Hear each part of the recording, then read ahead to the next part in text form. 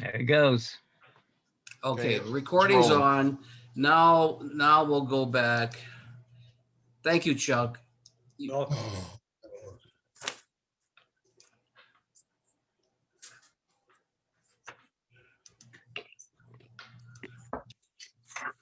All right. Rotary model, service of self. Here I'm walking and chewing gum, so be patient. All right, please stand. Put your hand over your heart and join me in the Pledge of Allegiance to the flag. I pledge allegiance To the flag, United the States, United States of America, to to the the republic for which it which it stands, stands, one nation, one nation, under God, indivisible, indivisible, with liberty and justice for all. And now, if you will join me in a minute's silence or thereabout.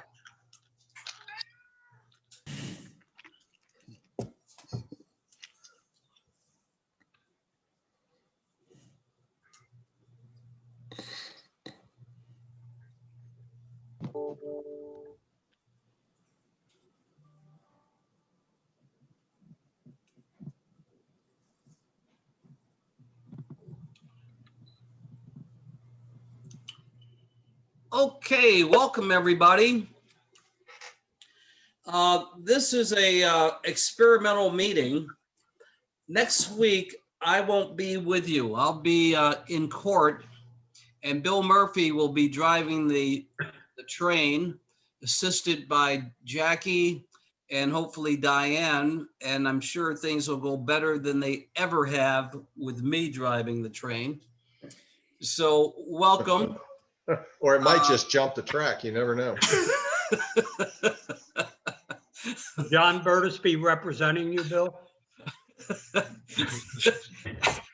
Actually, it's a super grand jury thing. That's So, what I figured. A super grand jury. Yeah, it's both counties. Never done that before. Wow. So look, we've got a couple of people we want to call out because they're relatively new to Rotary and certainly new to joining our Zoom meeting, and that's Randy Gates and Bobby Masters. Welcome, guys. Rusty Gates. Rusty, did I say Randy? Randy, you did. Rusty, Rudy, all the same. Okay, yeah, right. My apologies, Rusty. My teachers used to do it too.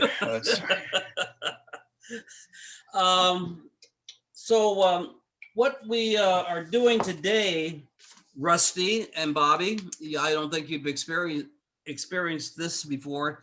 This is a club assembly, and each month we have a club assembly on our third Tuesday of the month, and that's when we do club business. We don't necessarily have a guest speaker, but we attend to things that we should to keep our club running on track. So what I'll do is go through a few announcements and then we'll begin some club business. Once again, who called somebody since the last meeting and said, "Hi, we miss you"? Sure, Reggie did. Well, Reggie, of course, did. It was Reggie's idea. Other than Reggie, Randy did. Randy, take yourself off mute. You're on mute, Randy. I'm sorry, but my phone keeps ringing because of the hospitalization. So I just, yeah. Anyway, I talked to Wayne Bell, but I was soliciting his services, not calling to say hi. I had to say hi to start the conversation. That counts. Full disclosure. I don't remember Wayne ever joining a Zoom meeting. Who remembers Wayne joining a Zoom meeting? Not Zoom. I don't I think don't so. think so. No. So Randy, you did the right thing. And we're not going to shame anybody else, but I will ask you once again, between now and next Tuesday, call someone who we haven't seen for a while and tell them that we're still alive and we love them. And we're all waiting to come back together in person, but until then, we're going to keep them top of mind. On the 27th, we're doing the painting at Randy Custis Memorial Park, and Bob Church and Jim Rich have volunteered to go and represent our club and do the sweat equity on that grant project. Rusty, Bobby, we work with the other two clubs on the Eastern Shore every year on a grant to do good in our neighborhood. And the good this season has been to fix up one of the buildings at Randy Custis Memorial Park. And now we're in the sweat equity phase of it. And we have to thank Bob and Jim for helping out. Meanwhile, the rest of us be thinking of service projects, something we can do, even though we're in COVID state, we can still do some good things. We still need an awards committee chair. And I'm just going to bore you with this until somebody raises their hand. But, you know, eventually I know somebody comes around. Remember to think of speakers for Chuck. Chuck has done an outstanding job of finding people in the community and anybody that can get on the internet to make us smarter about things we should be smart about, update us on things. So again, let's think about Chuck as we go around the community. You know, that lady would be a good speaker on the program. All we have to do is ask. I think everybody's had they will have their COVID shot, except the younger people like Rusty and Bobby. They probably they're not old enough to get the shot, but maybe you can do something, Mark. And Well, I've got mine. oh, good for you. Everybody's got their shot. Yeah, I'm old. Too. I'm waiting on the second one. There you go. I'm old. We're not as young as you Well, think. you don't look old. Well, thank you. You still hit that ball like you're a youngster. Yeah. So this would be a good time for Paul Strong to give us a COVID update, Eastern Shore style. Well, the trend is down in the Eastern Shore and Virginia Beach and surrounding areas, just as it is statewide and nationwide. Want to caution everybody, don't get too excited too soon. I mean, when we say down, the number of new cases per week still are greater than anything we had before Thanksgiving. But we're just seeing the end of the spike that came about from the holidays. But the incidence is still pretty high. And we had 5 new cases in Cape Charles this past week, which again is higher than anything we had before Thanksgiving. But the trend is down, and hopefully we'll see that continue. Paul, are you concerned at all about the variant they're talking about? Sure. The new variants, and there've been now some discovered that are new in the United States, and those will become more prevalent, and they're more infectious and probably lead to more severe illness. So it's a race between whether we can get enough people vaccinated to slow the spread of this thing more faster than the variants spread. Okay, any questions for Paul? I just have a comment. Dawn and I both got our second shot on Saturday, Moderna, and hardly any side effects at all. I've been hearing a lot about people having trouble with the second shots, but we had no difficulty at all. That's good news. Good news. Okay, thanks, Paul. Sure. Remember to invite friends and neighbors to our, we don't invite friends and neighbors to an assembly, although there's nothing secretive about it. It's just they probably would be bored. But certainly our regular meetings, we want to invite our friends and neighbors and say hello to the late Stanley. Oh, am I late? Yeah, only about 15 minutes, but Oh. it's Eastern Shore, Stan. Yes, I know why Stan is late, because last Saturday was Stan's birthday, and Stan is just coming out of the hangover. pretty much, pretty close. So happy birthday, Stan. Thank you. Thanks again. Okay, so look, anything for the good of Rotary or otherwise anybody would like to say? This is open time. Just speak up. We've got time, and this is a club assembly.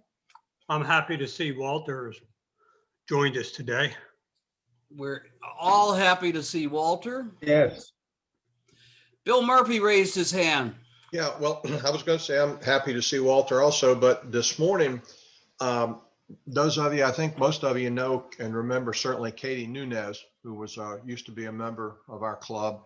I ran into her this morning. We had a zoning appeals board meeting at the town, and Katie, for a short amount of time, we're not sure how long, is going to be the new town zoning administrator for a short while. We're not sure how long, but the town asked her to fill that position. It became empty sort of unexpectedly. And so, Katie stepped up and volunteered to fill that position. So it was good to see her today. I told her I would mention it, and she wanted me to say hello to everybody. Did she say anything about Mark? I talked to her about Mark a few days ago when I heard she was going to be the administrator. And she said, she just sort of went over his condition again and made sure that I understood that there's usually not a good outcome for it in the long run. But she did say that he has managed to do well for a lot longer period of time than the doctors originally forecast, but that he was coming to the end of some of the meds and treatments that they can do. But she said he was still doing pretty well. She said he's doing things around the house, and his spirits are up. And she said basically what she told me. She said, but it is what it is. But for now, things are going okay. Bill, for those of us who don't know, will you share what Mark's challenge is? Well, I think maybe, Paul, could you kind of describe it a little better? I mean, I know what it is, but medically, I'd probably fumble all around trying to describe it. Okay, Paul. Well, I'm not all that familiar with this case. I don't remember the dates or anything, but he has a glioblastoma, the brain, and he's certainly he's had multiple types of treatments for it, and he's outlived considerably what most people are able to do with glioblastomas. Okay, well, let's keep both of them in our prayers and hope that Mark is comfortable during his ordeal. Hey, Bill, Yes. it wasn't on the agenda that you sent to Diane the other day, but we since then had a discussion yesterday, you and I and Bill Murphy. And I think just as a reminder, you wanted me to speak a little bit about a possible. Yeah, that's project. down the list. If you go Okay. further down the list, got you covered. Okay. You're right after Medi. Okay, in the club business section. All right. You see that? Okay, then if there's nothing else, give me a second here, folks. This is when I yell at Diane. Here I'm yelling at myself. It's Happy Dollars. Happy Dollars. Who's happy? I guess that's the question. Who is happy? I'm happy. Tom got it. Oh, Tom. Yes, I've had my last shot, and my wife and I on Saturday, and so I want to give $4 happy. All right. That's 3 for Juanita and 1 for you. Let's make it 5. Oh, there. Right. A nice even number. Yeah. Yeah. Who else is happy? Well, I have a happy dollar. Okay, Medi. Well, I'm happy because I had a chat with my grandchildren last night, and my granddaughter is going to graduate from Kansas State University on May 11, but unfortunately they're not going to have the walk graduation. But I plan to go to Atlanta and see her on her graduation day on May 11, and then spend some time with her, because I have not really seen her for over a year. What school was that again? Kansas State University, which is Georgia, part of the Georgia University system. Ah, okay. It's like 30 miles north of Atlanta. Very good. Well, thank you, Medi. Who else? Paul. I'm happy. I have $3 happy because of 3 attendees today who we haven't seen a whole lot of in the last few months. Walter and Rusty and Bobby. And again, thanks to Bobby for being instrumental in getting that golf cart available to us. Thank you, Paul. Who else? Bill, and then Reggie. Bill? I have $5 happy in recognition and thankfulness for Bobby Masters and Preserve Communities for donating a golf cart. Thank you, Bill. Reggie? I have $4 happy to celebrate Medi and her creative and her heart and the proposal that she's put forth, which is yet to be discussed, but $4 happy for Medi. Good for you, Medi. Thank you, Reggie. Jackie, you have any happy dollars? Why are you singling me out? Did I raise my hand? No, but I just thought that maybe you might. You trying to shame me, Bill? No, I'm not shaming anybody. Okay, well, then I'm gonna have $5 happy for both me and Jackie, or both Jackie and me. $2.50 apiece. $2.50 apiece. I don't think our system can handle that, can it, Randy? $2.50 apiece. We can handle Change. anything, but it's going to go at $5 against you. But Oh, I'm happy. geez. I'm happy for 2 reasons. One, the sun came out mid-morning, and I tell you, I'm so excited about that. I can't get over it. And the other half of it is Jackie and I, we get our second shots tomorrow, and we're going to look forward to better days. Yes. All right, then Amen. if there are no more happy dollars, then we'll start club business. And let me tell you what the club business is going to be today. We're going to go over our proposed charitable contributions that the board put together last week. And Paul will lead that discussion. Then Medi has a proposal that she would like to review with the club.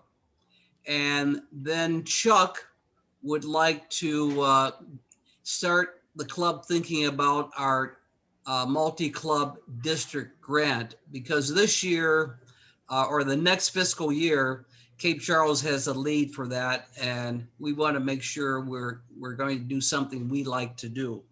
So Paul, do you have a chart that you can I put think up? so. If I can find it here, let's see. I can look for it as well. All windows. This has got to be it right here. Okay, I'm sharing the screen with you. All right. So, like I said in the email I distributed to all the members, the board looked at our last board meeting a week ago at what we've done so far this year, what we budgeted for the year, and what it looks like we have available. And it looked like we might have to trim down a lot of stuff, but then we found out that the golf cart was available. So we're hoping to raise at least $5,000 in the raffle for the golf cart. Actually, in my projection, I was kind of conservative. I budgeted for 4,500. I mean, not. In that's the figure of the proposal. If we get more than that, that's wonderful. Then we'll have more money to give to various causes. But assuming that making some assumptions, it looked like we were going to have about $150 more than we had actually budgeted. So in this column is the budgeted amount for the year, which the board approved at the beginning of the year. And then this is the proposed from the board. So Polio Plus, we proposed $2,400. There's no reason not to stick with that. We've already sent $1,865 to Polio Plus. We're a little bit ahead here because of the contributions made in Richard Leal's name. The New Roots has really trimmed back what it's done this past year because of COVID, but our name is still on the fence and we didn't give them anything last year. So I think, so the board agrees that we should give them 250 at least this year. Eastern Shore Coalition Against Domestic Violence, budget amount 250, dictionary is 240. RILA, we've already spent that money, but it was less than we had budgeted because it's all virtual this year, which lowered the cost.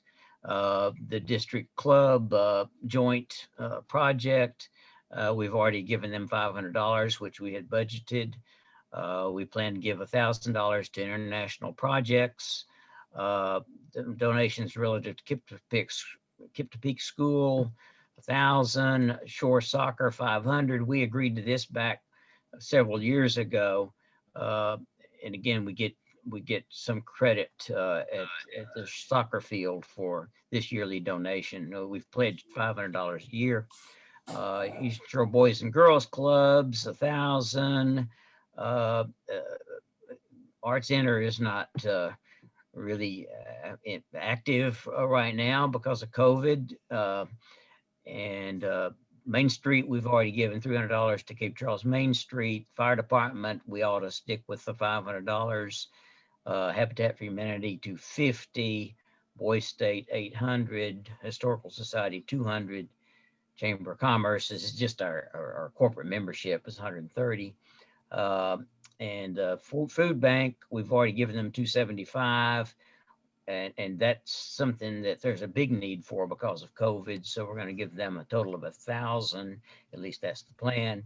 Smart Beginnings of Eastern Shore, again, we're yearly contributor to that of 500. Paul, can you tell me the Smart Beginnings? Remind me exactly what that is.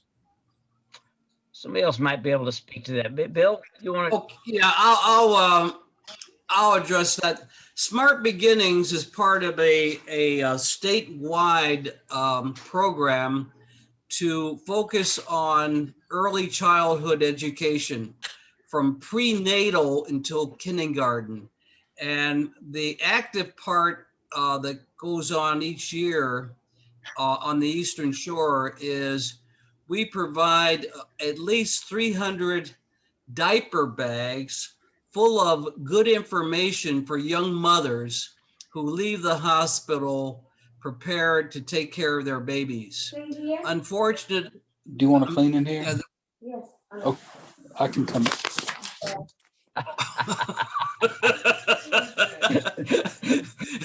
She's been booted out of the room. So, Alan, as you know, Sorry. many of our young mothers are mothers before they're really fully prepared to be mothers. And the active part of the program here is to help ensure that they can properly take care of their young children. And they also provide programming at the pre-schooling age so that kids can hit the ground running when they enter kindergarten. Does that Right. help you, Alan? That's it. Oh, yeah, that's fine. Yeah. I just need to be reminded. Then the final amount on this list is something new, and it's a one-time thing for our club. The district sent out a plea for all the clubs to contribute to a fund for Pat Parasmo's family. Pat was an employee in the district office. Correct me if I'm wrong on any of this, Bill and Bill. Or Bill and Bill, who died at a young age, relatively young age, because of cancer, I believe, and left the family in great need, so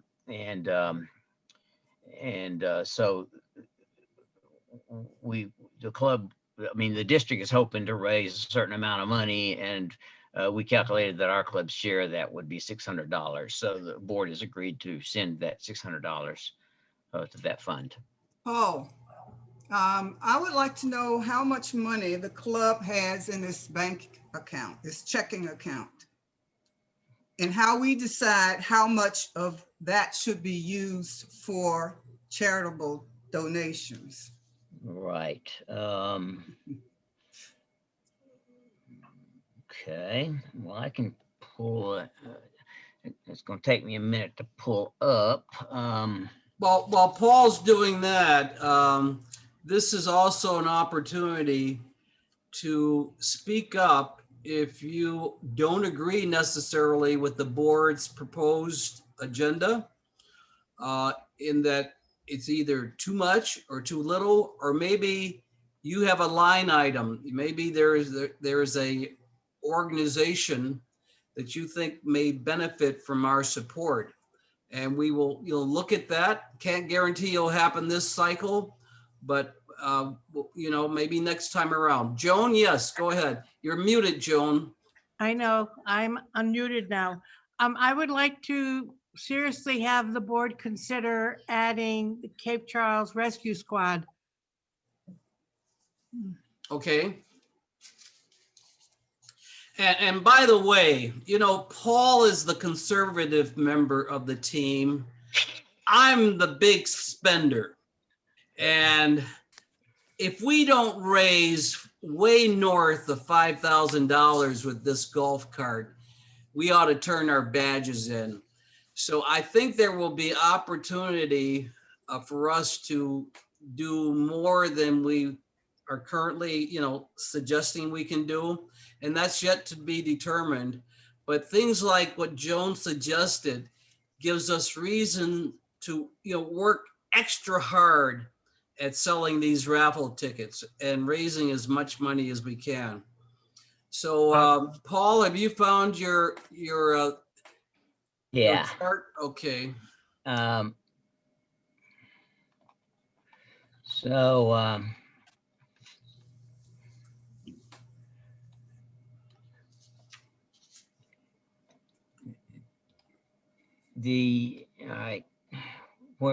don't know how much y'all are seeing here. Nothing. We still have the original slide. Oh, okay. The charitable contribution slide. What? Hey, Paul, if you can do this later, so it won't take time away from what we're discussing right now, but I'm just in the dark about our finances. Okay, we'll do that I propose fine. we do that next assembly. Oh, there you go. We've got it now. But since we didn't build this into the let's limit it to 3 minutes.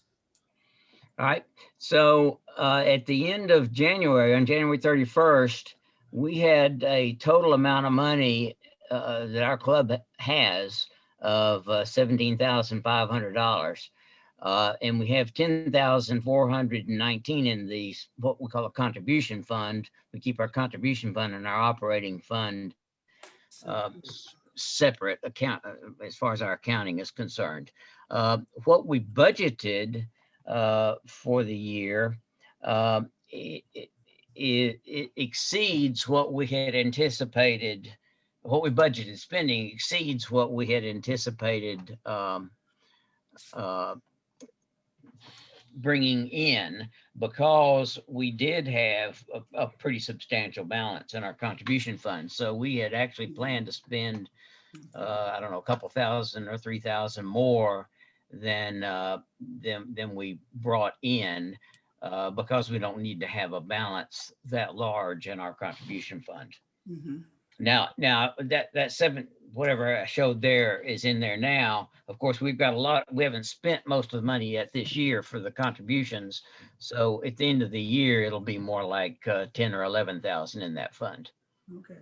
So Paul, I assume that the money, the source of this balance or fund is the membership fee and the fundraising and all the happy dollars that we raise.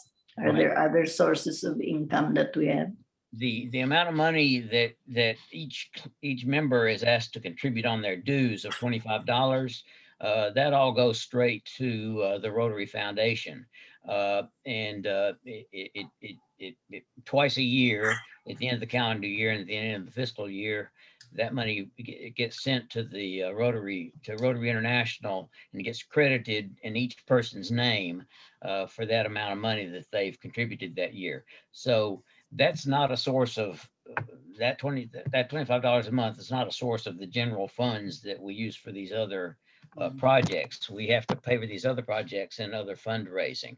Now, happy dollars we do put into that, into the general charitable fund, but most of the money is raised in things like our raffles and our used to be our crab cakes making was our biggest fundraiser, but we haven't had that for a little over a year now. So that's why the golf cart availability and its raffle will play a big role in our budget this year.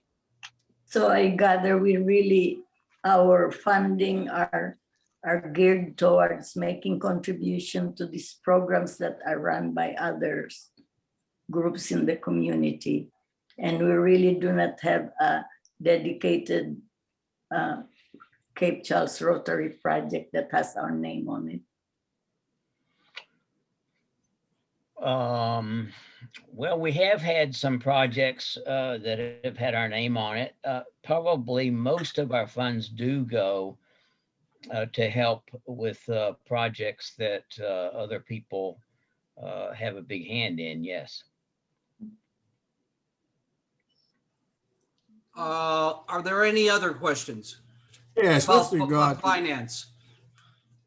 with regard to the dictionary that I'm going to get with Bill Murphy later on, we may have more books than we had left over, and it may be something else we might want to do with helping the Kipton Peak Elementary School. I have some other ideas I wanted to kind of get over, talk with Bill about it. Well, we do Okay. budget about $1,000 a year for projects for Kipton Peak School, other than the dictionaries, and that is something that's our project. That's not anything run by anybody else. So that's an example of one of our projects. Okay, I suggest that we table this for now, and then down the road we have maybe a general finance meeting, club assembly, and this is what we need. This is engagement, and in fact, Paul, I see an assistant for you in the treasurer's role. Oh, she just left.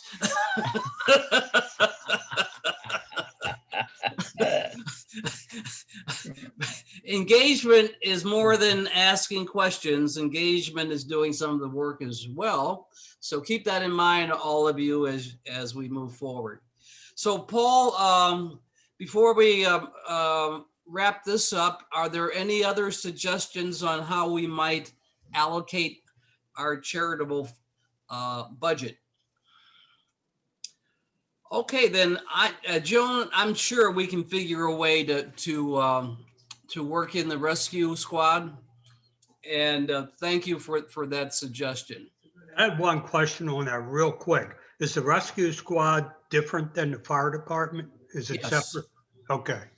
The rescue squad is where we used to make our crab cakes over in Charrington. Okay. Those are the people that come when you fall down the stairs, Chuck. I'll keep that in mind. They're important people to support. Yeah, I think Joan, and we were remiss, and we'll correct that.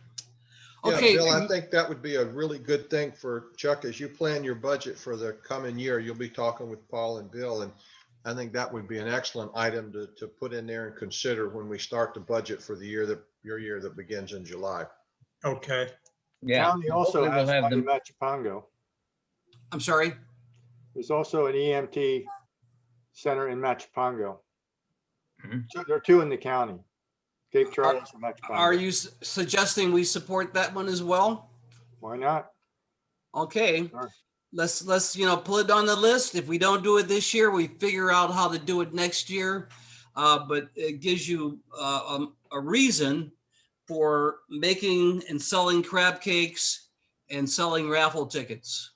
Can I ask us a question? Are we limited to 501c3 organizations? Because I No. believe the one in Machapongo is the county. No, we're not. Okay. Anybody who's doing good in the neighborhood, we want to help. Paul, you want to say something? I was just going to suggest to Chuck that he's probably already made use of the Cape Charles Rescue Squad when he had the unfortunate incident riding his bicycle and was hit. Yeah, I was a little out of it, so I didn't really pay too much attention to what was written on the side of the ambulance. But yeah, Oh, you had to bring that up. Okay, we're gonna shift gears now, and Mehdi, I will try to bring your presentation up. I don't think it'll show very well, but why don't just set the stage while I'm looking forward, and if we need to bring it up, I will. Yeah, all right, very good.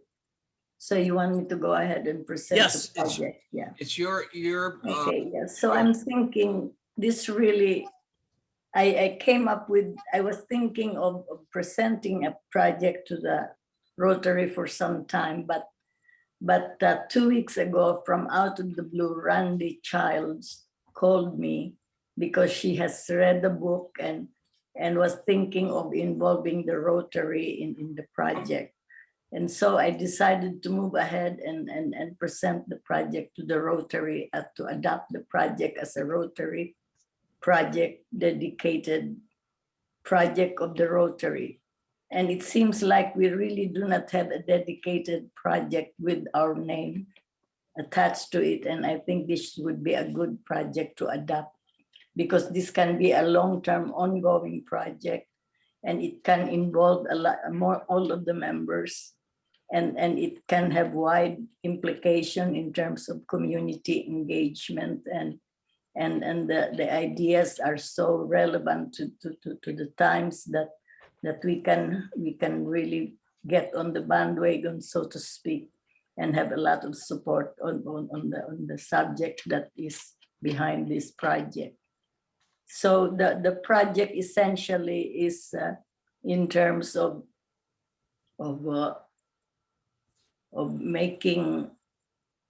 identifying historical sites that are associated with the African American community in Cape Charles, because I became aware after that meeting at the Cape Charles Palace Theater, where Randy was really the chairman of the library committee to present the 100th anniversary celebration of the Rotary, and that's where I met Tom, and realized that there's really not, the history of the Black community is not incorporated in the account of Cape Charles.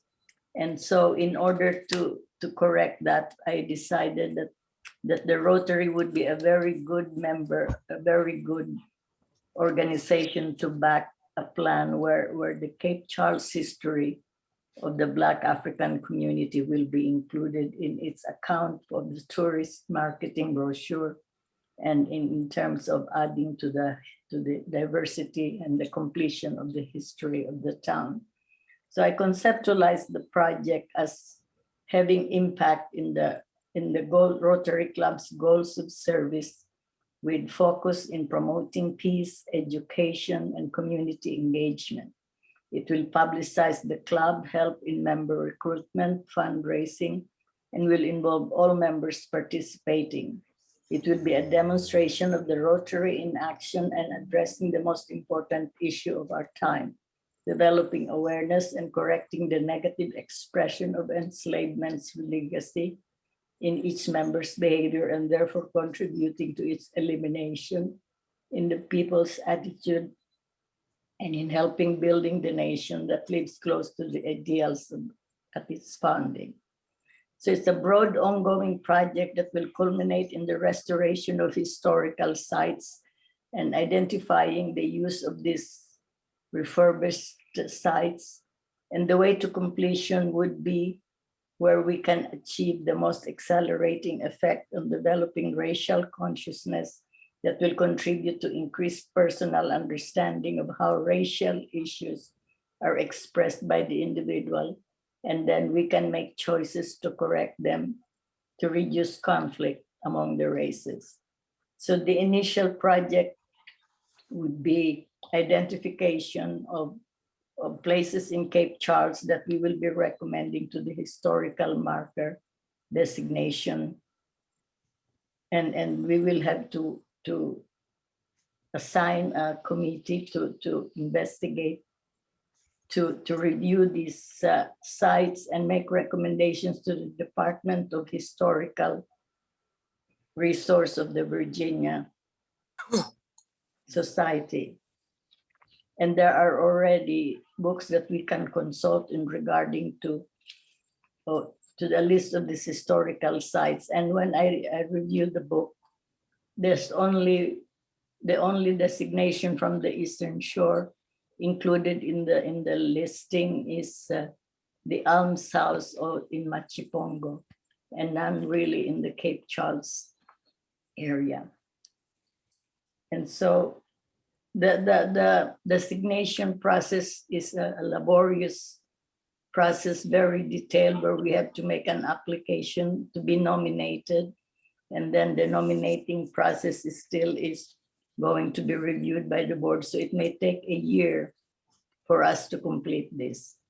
And then after that, we can, while we are doing it, we can have ongoing process of funding the designation of one site, and in the process of developing fundraising ideas, we can address the issue of racial awareness among the community, and in terms of also publicizing the club, publicizing the historical account that we are trying to include. And so that will be the first phase of the project, and then we can select another site and so on. So it is an ongoing process until we have exhausted. And then whenever the site is, we can have probably a goal of designating one site every 2 years. And so in the process of working on the site designation, we can publicize the work of the Rotary, and we can engage the community to cooperate with the Rotary in this project. So if there are any questions, I'd like to address them. Mary, do you have any sites in particular in mind? And if so, how many? And are they only in Cape Charles, if that be the case? Well, that's what we need to identify first. So the committee will work on that, identifying the site. And there are first preliminary sites that I became aware of working with Tom. And so we can really ask the members of the community as to what site need to be included that have relevance in the contribution of the African American community to the history of Cape Charles. So that will be identified by the committee. So I don't know what site it would be, but we would review all the residents in Cape Charles at the time and identify that particular site. Is that only going to be for Cape Charles? Or Well, just I for- think we can begin with Cape Charles because long the process. project will be very broad if we include the entire Eastern Shore. So Mehdi, the goal after identifying these sites and applying, you're talking about having a historical marker erected at these various places. Is that what the goal of the program would be? Yes, and because then that will establish the site in the history of the area, and then it can be included in the tourist brochures. For example, in the walking tour of the Cape Charles that's run by the museum, none of these sites are mentioned.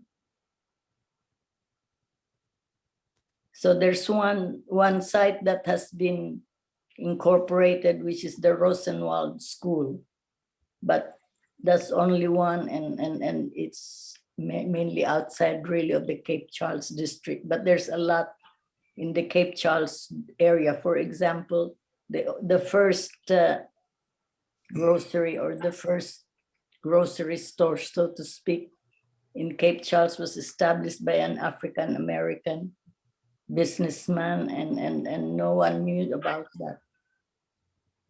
So if we can designate a historical marker, then we can, people will know about the fact that the first business that is well known throughout the shore was established by an African American businessman here.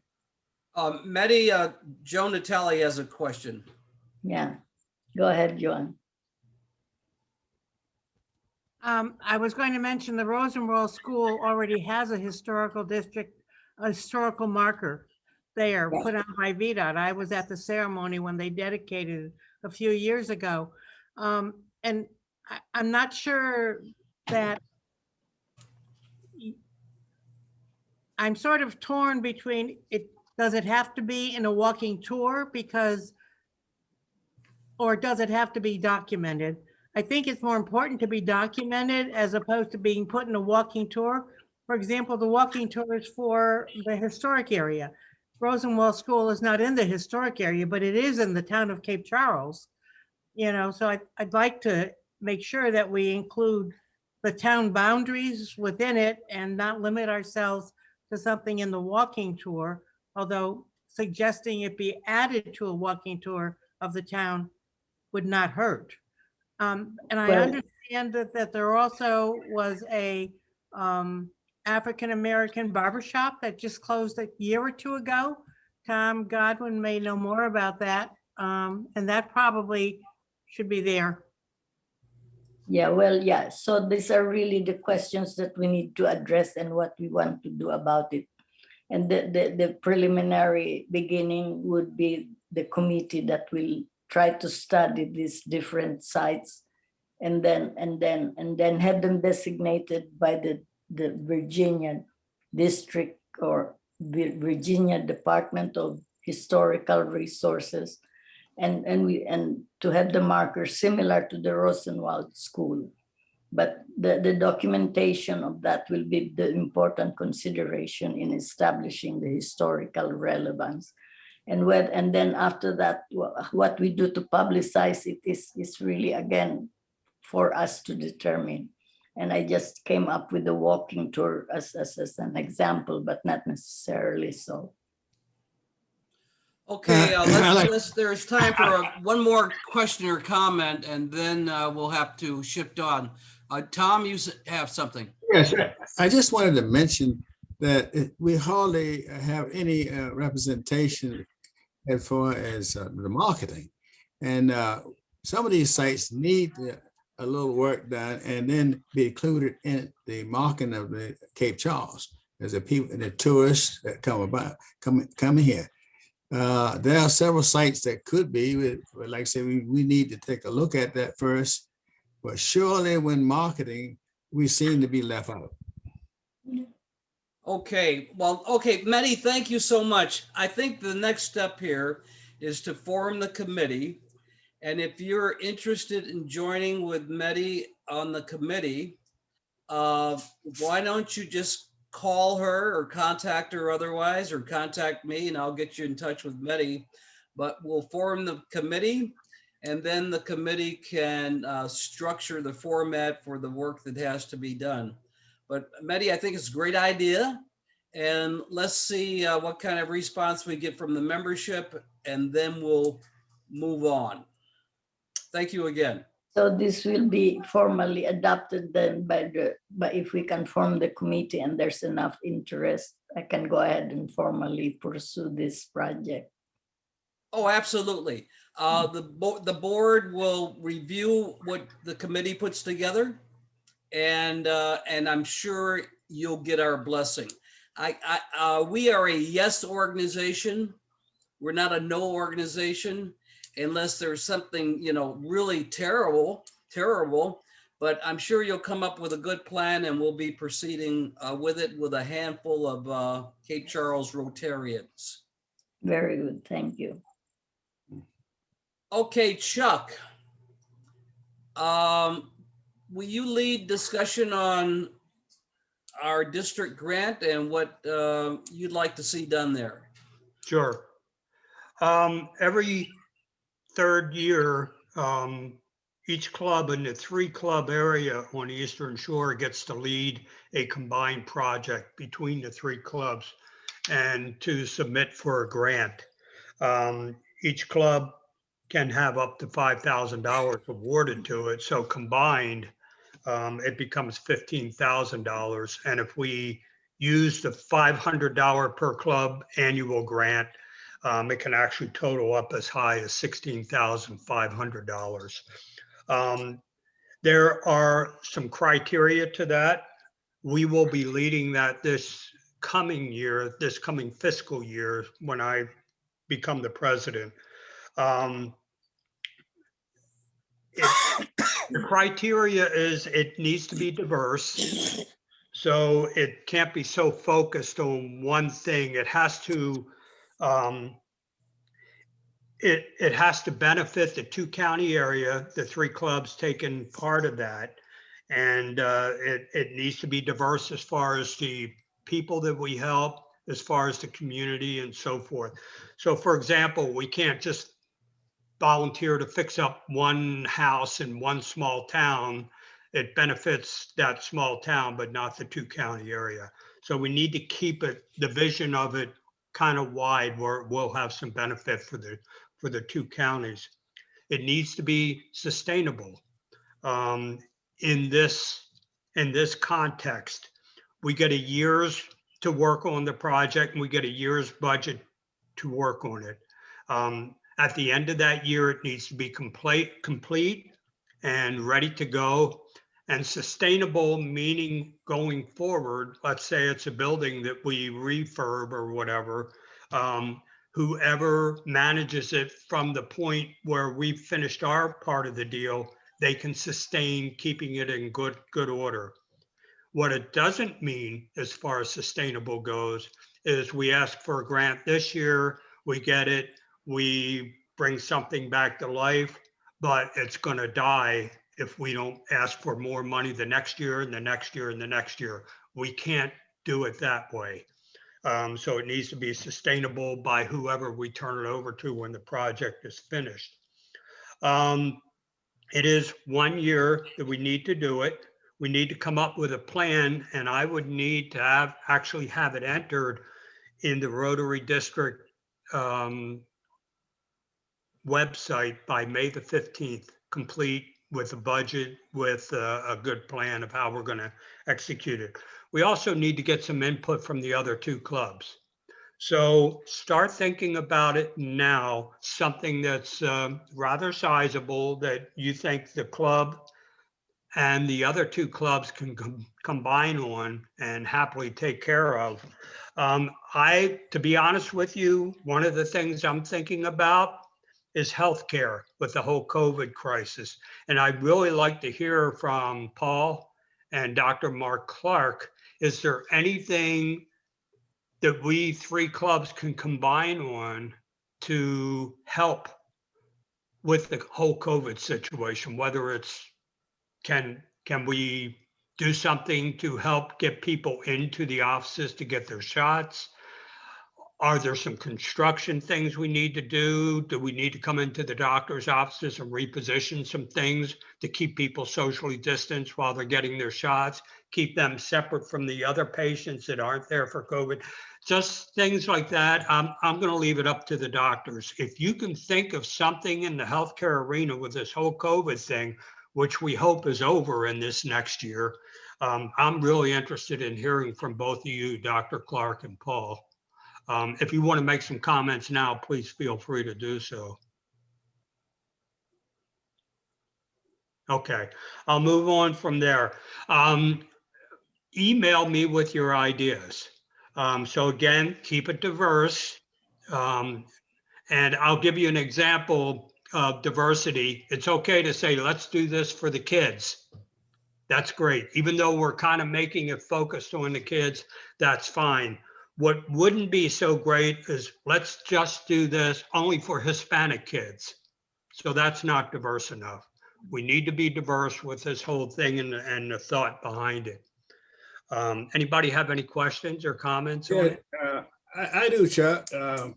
You mentioned the people on the front end, the two doctors, but on the back end, there are funeral directors who have to deal with the COVID also. Good point. I want to take a look at that. Yeah. And all of our staff, because our staff suffered quite a bit this past year. We had several people to just stop working because of fear. And so we need to beef them up education wise and make sure that we have our places in good stead for the back end. Good point, Tom. And if you could scribble a few notes on that for me, I'd really like to take a look at that. Yes, okay. And send it's a state thing that have the state is sending us information from time to time. One, and the same thing the way they do the doctors. So yeah, I'll try to get some information on that. And I'm sure there's situations too where a family loses a family member and they're not insured and they've got money problems with the passing of that individual. And there may be problems with paying for funeral costs and so forth. So things like that. Yeah, you're right. I didn't even think about that, but good point. Yes. And then if in some places, it's just so many cases, you don't know when you will get to see them. We have cases where we just can't even, like they died, we had one in California. We don't know when we will ever get to do any work with them because they can't, the caseload is so heavy. Yeah. So it's a lot of stress on the families. Yeah, I'm sure. Okay.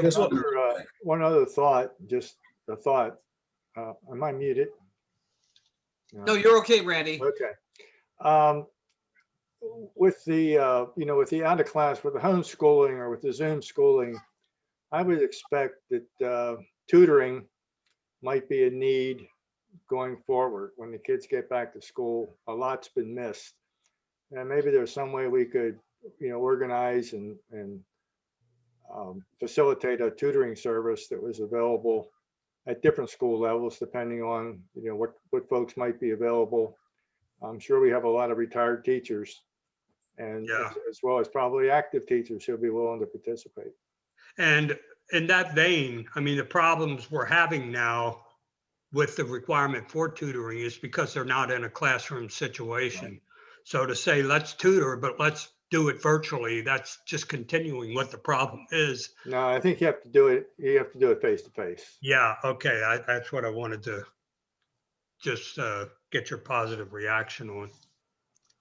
Okay, Chuck, well, look, I'm gonna ask everybody to feed their ideas into Chuck sooner than later, while it's on your mind this week, because you know, next week your mind's gonna be on something else. So if you have an idea, give it to Chuck, and there are no bad ideas. But once we get them together, and I think Chuck, you're right on and focusing on COVID. That's good. The COVID or the aftermath of COVID is going to be with us for a while. Yeah. So you're on the right track, and the club is behind you.